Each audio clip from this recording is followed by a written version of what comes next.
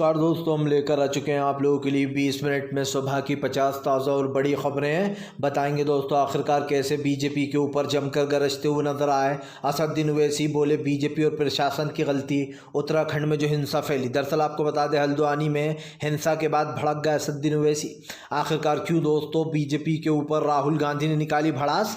राहुल गांधी बोले देश में नफरत फैला रही है बीजेपी, पूरा देश जल रहा है। आखिरकार कैसे दोस्तों हमास ने इजराइल के कई ठिकानों को फिर से कर दिया ढेर। हमास इजराइल की जंग में आया नया ट्विस्ट। क्यों प्रधानमंत्री नरेंद्र मोदी को दे दी अखिलेश ने चेतावनी। अखिलेश बोले पीडीए और इंडिया गठबंधन मिलकर हराएगा बीजेपी को। आम आदमी पार्टी ने कर दी दोस्तों इलेक्शन, खास करके लोकसभा की तैयारियां। 3 सीट पर कहा कि कांग्रेस मान जाएगी हमारी, 3 सीट पर शुरुआत कर दी है।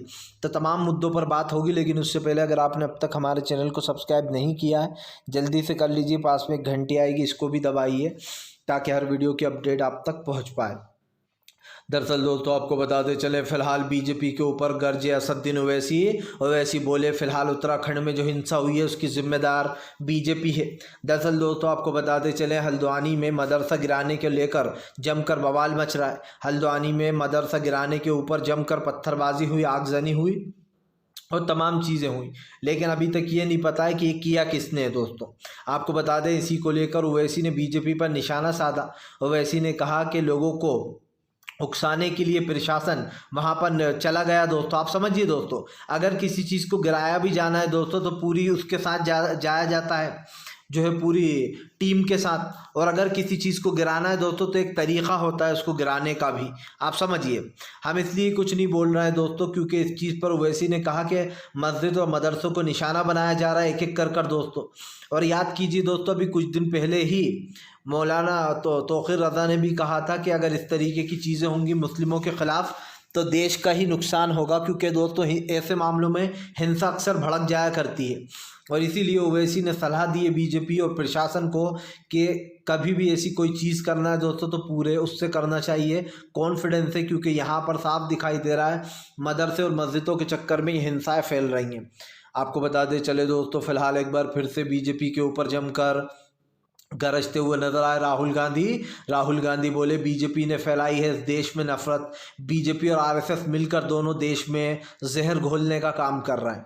आपको बताते चले दरअसल दोस्तों हल्द्वानी की घटना को लेकर पूरी कांग्रेस बीजेपी की आलोचना कर रही है और उन लोग की भी कर रही है जिन्होंने ये हिंसा फैलाई है। देखिए दोस्तों हिंसा जिसने भी फैलाई है उसने बहुत गलत किया है। सीधी सी बात यह है दोस्तों कि हिंसा से किसी को कुछ नहीं मिलता। आप प्रोटेस्ट करो शांतिपूर्ण ढंग से, आपको कोई नहीं रोकेगा। लेकिन दोस्तों ये संपत्तियां हमारे देश की हैं। ये मत सोचिए कि आज मोदी सरकार आज है कल चली जाएगी, लेकिन ये देश तो हमेशा हमारा ही है और हमारा ही रहेगा।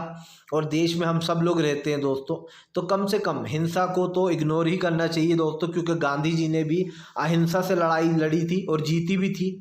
हिंसा से किसी का कुछ फ़ायदा नहीं होता, उल्टा नुकसान ही होता है।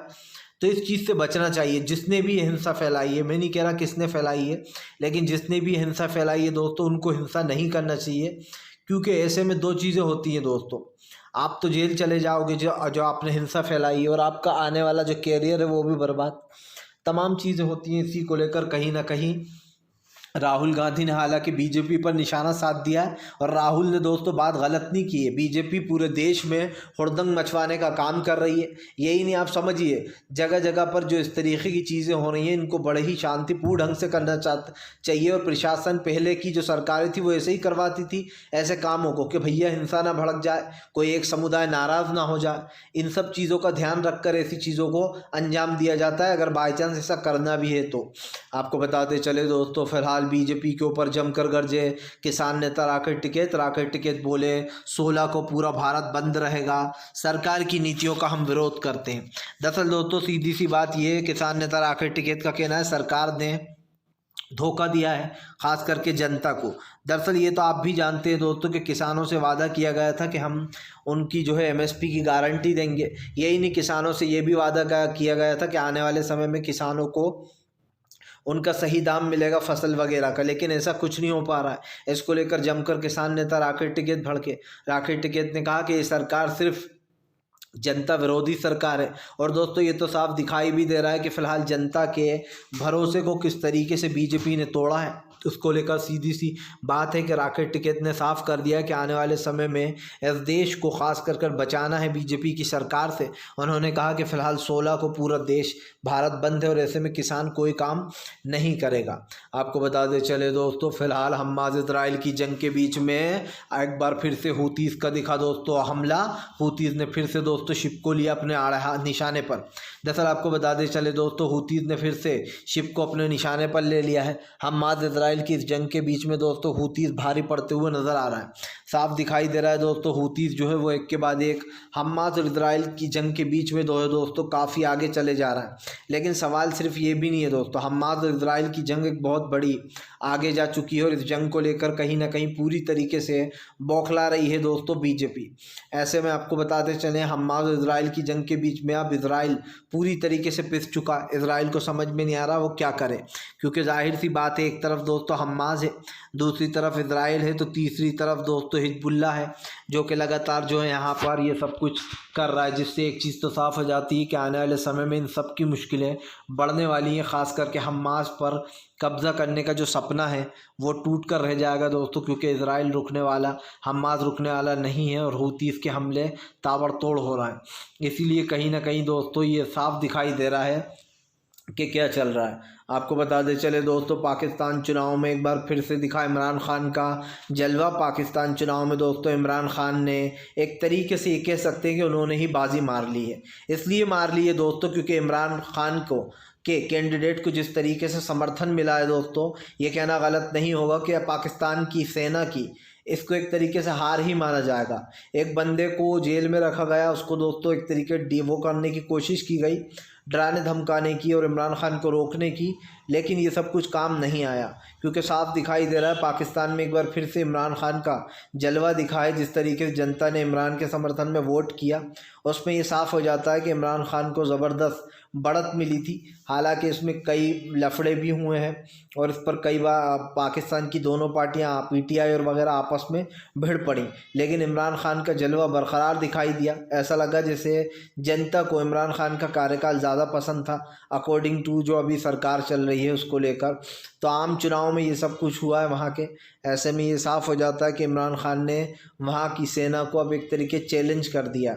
आपको बता दें चले दोस्तों, फ़िलहाल दोस्तों एक बार फिर से जो है यहाँ पर संजय रावत हुए बीजेपी के ऊपर हमलावर।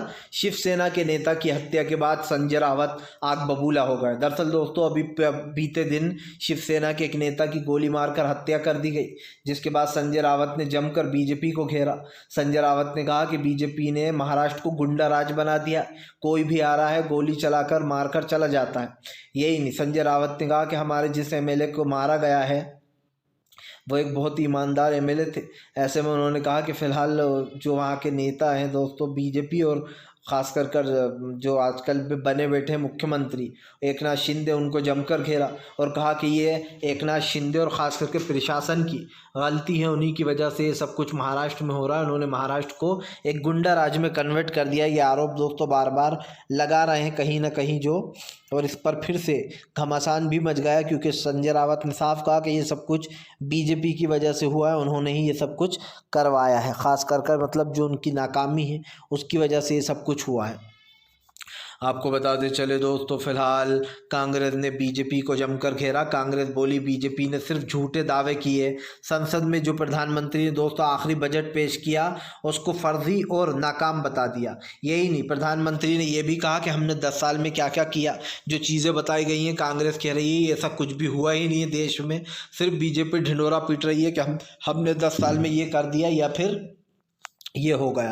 दरअसल दोस्तों देखा जाए तो वैसे 10 साल में क्या हुआ है ये तो किसी को भी दिखाई नहीं दे रहा, लेकिन बीजेपी खुद की पीठ थपथपाने में लगी हुई है और कह रही है कि भैया देखो हमने 10 साल में कांग्रेस से अच्छा कार्यकाल निभाया और जो कांग्रेस ने कितना विकास किया था और हमने कितना किया। हालांकि प्रधानमंत्री ने तो यही आरोप लगा दिया कांग्रेस ने तो कुछ नहीं किया था, जबकि दोस्तों कांग्रेस के कार्यकाल में देश कितनी आगे बढ़ा है सब जानते हैं। और कांग्रेस थी तभी जो है इस तरीके की चीज़ें आई,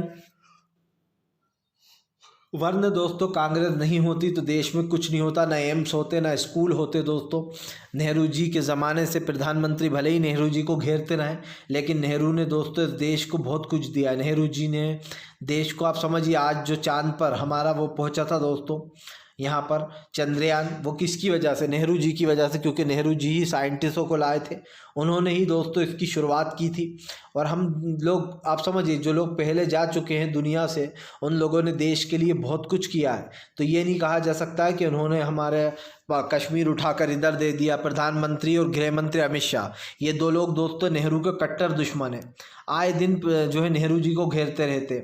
इससे क्या हासिल कर लेंगे, क्या बता देंगे? जो जा चुका है वो तो जा ही चुका है। लेकिन बीजेपी अपनी राजनीति के लिए दोस्तों मरे हुए लोगों को भी निकाल कर ले आती है बाहर।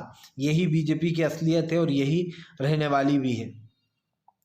आपको बताते चले दोस्तों, फिलहाल हम इसराइल ने अमेरिका को दी चेतावनी। अब आप समझिए, अमेरिका और इसराइल आपस में ही भिड़ना है दोस्तों। अब अमेरिका इसराइल जो है वो अमेरिका को चेतावनी दे रहा है कि फ़िलहाल हमारे आंतरिक मामले में ना पड़े अमेरिका, गज़ा पर पूरा हमारा कंट्रोल होगा। दरअसल आपको बताते चले, गज़ा को लेकर अमेरिका ने चेतावनी दी थी इसराइल को कि वो गज़ा को हासिल करने का सपना छोड़ दे, कि वो वहाँ पर कब्ज़ा करेगा। लेकिन इसी के ऊपर आपको बता दें, अब इसराइल ने जवाब दिया। इसराइल का कहना है कि फ़िलहाल गज़ा हमारी जिम्मेदारी रहेगी और हम तय करेंगे कि वहाँ पर क्या होगा, मतलब वहाँ पर कैसे क्या होगा। ऐसे में ये साफ़ किया गया है कि फ़िलहाल गज़ा पर हमारा ही पूरा नियंत्रण रहेगा। लेकिन आपको बताते चले दोस्तों, इस पर काफ़ी घमासान भी मच रहा है, जहाँ पर ये कहा जा रहा है कि फ़िलहाल भैया गज़ा को लेकर ऐसी चीज़ें बोली जा रही हैं। लेकिन अब अमेरिका और इजराइल आपस में ही भिड़ना है, जो लोग एक दूसरे की मदद कर रहे थे। आपको बताते चले दोस्तों, प्रधानमंत्री नरेंद्र मोदी के ऊपर फट पड़े कांग्रेस नेता उदित राज। दोस्तों, उदित राज ने एक ऐसी बात बोल दी जिसे सुनकर आप भी कहेंगे कि हाँ, ये बात सच है, क्योंकि बीजेपी के नेता खुद ये कहते आ रहे हैं दोस्तों, कई बार इस शब्द को दोहराया है। दरअसल उदित राज का कहना है कि फ़िलहाल मदरसा सिर्फ इसलिए तोड़ा गया और मुसलमानों को सिर्फ इसलिए डराया धमका पीटा जा रहा है क्योंकि बीजेपी ये बताना चाहती है कि देखो, हम मुसलमानों की चूड़ी टाइट करके रखते हैं। दरअसल दोस्तों, अगर इतने दिन का कार्यकाल देखा जाए तो बीजेपी ने इन कुछ दिनों में ही कई मस्जिदों और कई मदरसों को अपना निशाना बना लिया है। और दोस्तों आप समझिए, अगर कार्रवाई होती तो फिर एक तरफा कार्रवाई क्यों होती है? कई ऐसे मंदिर हैं दोस्तों जो आप समझिए अवैध बीजेपी करार कर ढहा देती है।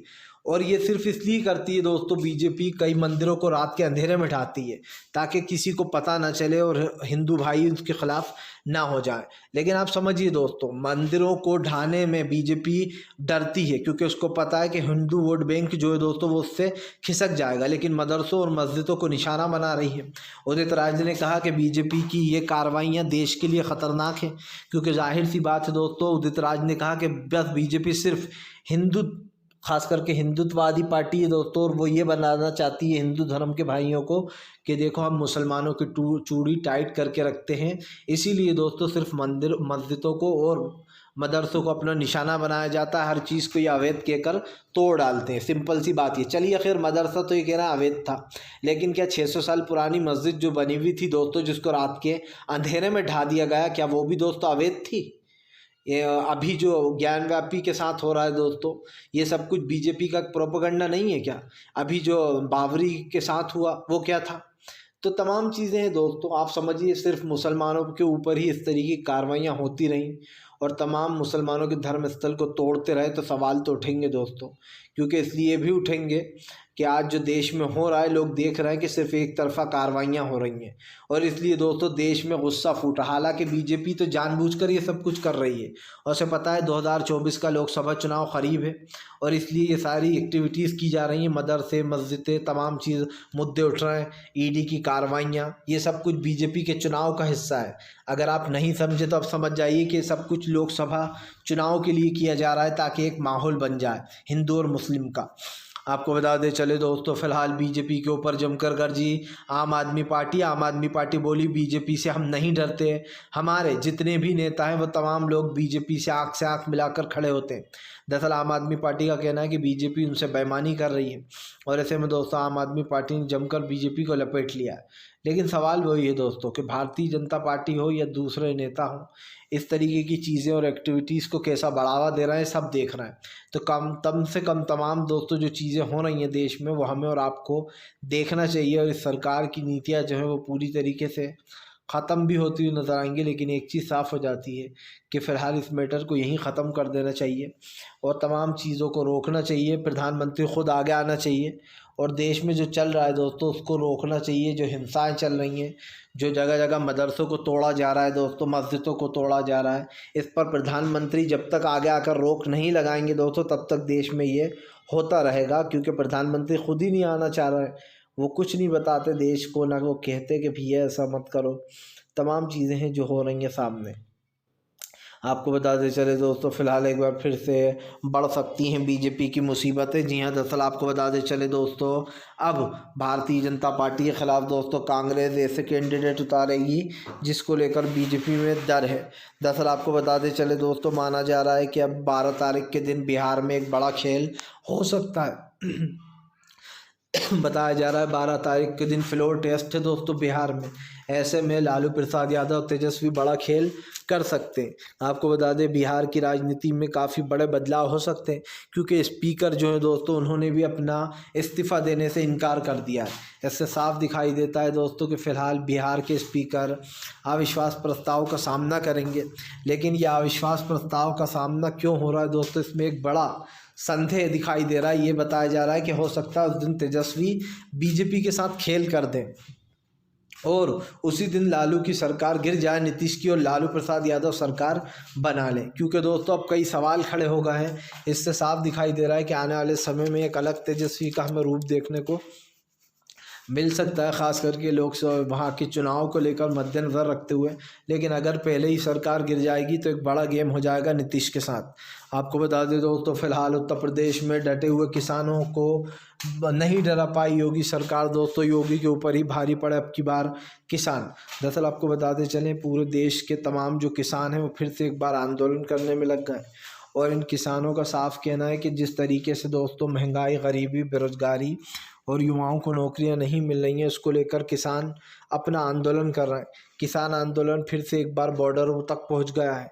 ये भी बताया जा रहा है कि ये किसान जितने भी हैं दोस्तों ये अपने तरीके से इस चीज़ को फॉलो कर रहे हैं, ख़ास करके सरकार की नीतियों को। लेकिन एक चीज़ तो साफ़ है, किसानों का सिर्फ एक कहना है कि उनको दोगुनी आय का वादा किया गया था, लेकिन ऐसा कुछ नहीं हुआ। किसानों के साथ धोखा हुआ है, जिसको लेकर बार बार किसान इस बात का खुलासा भी कर रहे हैं। और ऐसे में एक चीज़ तो साफ दिखाई भी दे रही है कि किसानों में गुस्सा है दोस्तों, और वो गुस्सा हमें और आपको देखने को मिल ही रहा है। क्योंकि किसानों का साफ कहना है कि फ़िलहाल जब तक वो चुप नहीं बैठेंगे, जब तक कि सरकार उनकी बात नहीं मान लेती और इस चीज़ पर दोस्तों कोई निष्पक्ष वो नहीं हो जाता फैसला। तो अब ये तो देखना दिलचस्प होने ही वाला है दोस्तों कि आगे चलकर इन चीज़ों पे क्या होगा। आपको बताते चले दोस्तों फ़िलहाल प्रधानमंत्री नरेंद्र मोदी के ऊपर जमकर भड़कते हुए नजर आए दोस्तों अरविंद केजरीवाल बोले बीजेपी ईमानदारी से बहुत डरती है। केजरीवाल ने कहा कि बीजेपी को ईमानदारी से डर लगता है, लेकिन हम ईमानदारी से नहीं डरते। अरविंद केजरीवाल ने कहा कि बीजेपी हमें नहीं हरा सकती और इसीलिए बीजेपी बेईमानी से सरकार गिरा देना चाहती है आम आदमी पार्टी की। दरअसल दोस्तों केजरीवाल बार बार ये आरोप लगाते हैं कि बीजेपी उनके विधायक खरीदने की कोशिश कर रही है, और हो सकता है दोस्तों करती होगी, क्योंकि उसने तमाम पार्टियां तो गिराई थी खरीद के। तो केजरीवाल कौन से वहाँ के वो हैं दोस्तों, है ना। आप समझ सकते हैं कि केजरीवाल की पार्टी को हटाने के लिए बीजेपी पूरी जान लगा देती है, क्योंकि उसे दिल्ली की सत्ता आज तक हासिल नहीं हुई दोस्तों। भले ही उसने इनलीगली तरीके से दिल्ली की सत्ता को हथियाने की कोशिश ज़रूर की है कई बार, क्योंकि सीएम के ऊपर कई वो बिठा दिए गए हैं, एलजी बिठा दिया गया, सारी पावर छीन ली गई दिल्ली सरकार से। उसके बाद भी दिल्ली सरकार दोस्तों पूरी तरीके से ताकतवर है। ना सिर्फ दोस्तों उसकी नगर निगम में सरकार है, बल्कि दिल्ली सरकार के पास पूरा का पूरा तमाम चीज़ें हैं। अब ये देखना दिलचस्प होने वाला है कि आने वाले समय में बीजेपी को क्या सबक सिखाती हुई नज़र आएगी आम आदमी पार्टी। क्योंकि हमने आपको बताया था कि आम आदमी पार्टी प्रदर्शन कर रही है बीजेपी के ख़िलाफ़, जिससे ये बात साबित हो जाती है कि अब बीजेपी को एक बड़ा झटका दोस्तों यहाँ पर लग सकता है। क्योंकि साफ़ है कि फ़िलहाल आने वाले समय में इसका एक बड़ा रीज़न हमें देखने को मिलेगा। फ़िलहाल हम तो आपसे यही कहेंगे दोस्तों कि अगर आपको हमारा वीडियो अच्छा लगता है तो इसको लाइक कीजिए, चैनल पर पहली बार आए सब्सक्राइब ज़रूर कीजिएगा, ताकि इस तरीके की जो